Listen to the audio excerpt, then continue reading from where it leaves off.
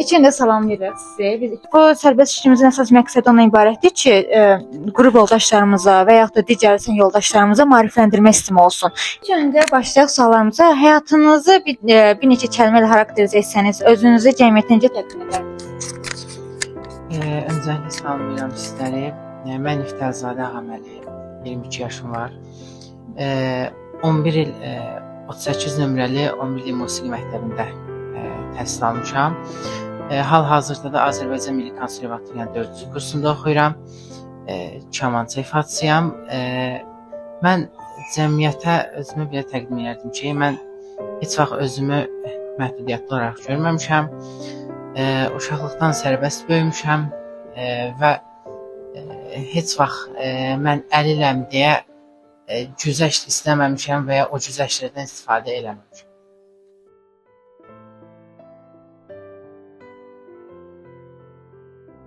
Bildiyimiz kimi dövlətimiz bir çox deyirlər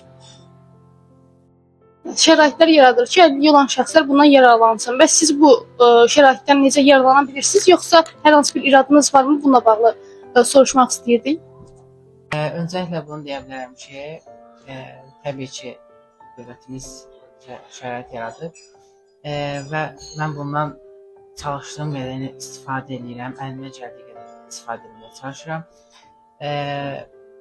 Sadəcə mən iradım nəyə bildirərdim? Cəmiyyətdə təəssüf ki, bir çox insanlar baxıb deyir ki, yəni sən heç nə eləyə bilməzsən. Məsələn, elə düşünürlər ki, məhdudiyyət insanlar heç nə eləyə bilməz. Amma nəsə eləmək və ya bir işi bacarmaq əlilliyə baxmır. O insanın fərasətinə, o insanın məqsədinə, istəyinə baxır. Yəni bunun əlilliklə məncə heç bir əlaqəsi yoxdur. Və mən də bunu demək istəyirəm ki, cəmiyyətimizdə olan bir çox insanlar baxış açılarını dəyişdirsinlər. Yorulanda və ruhdan düşəndə özünü motivasiya etmək üçün hansı daxili sirrindən istifadə edirsən? Motivasiyam üçün mən imkanım daxilində bacara bildiyim şeyləri həmişə özümə məqsəd qoyuram ki, mən bunu bacaracağam. Mən düşünürəm ki, insanın məhdudiyyəti olmağı, onun öz imkanları daxilində eləyəcəyi məqsədləri, eləyəcəyi işləri əsla məhdud olmur. Əgər siz bir kinoda çəkilsəydiniz, o kinoda, o səhnədə insanların nəyin dərk etməsini istərdiniz? İnsanların bunu dərk etməsini istəyərdim ki, hər şey səbirlə çalışılanda, hər şey səbirlə ediləndə o iş əvvəl-axır olur. Yəni, mən də zaten 15 ildir kamança ifaçısıyam və birdən-birə professional olmamışam. Təbii ki, neçə saatlarla, 7-8 saatlarla məşğul olmuşam və səbir eləmişəm deyə şükür Allaha düşünürəm ki, indi yaxşı ifadə edirəm. Yəni, insanlara onu bildirmək istəyərəm ki, insan səbir eləməlidir və disiplinli olmalıdır. Çalışıram ki, inşallah gələcəkdə yaxşı işim olsun, səhnələrdə olmağı xəyal edirəm. Dünya səhnələrində olmaq istəyərəm hər zaman və təbii ki, insanlara gələcək kamança ifaçılarını yetişdirməyə kömək eləmək istəyirəm, yəni müəllimlik. İnşallah.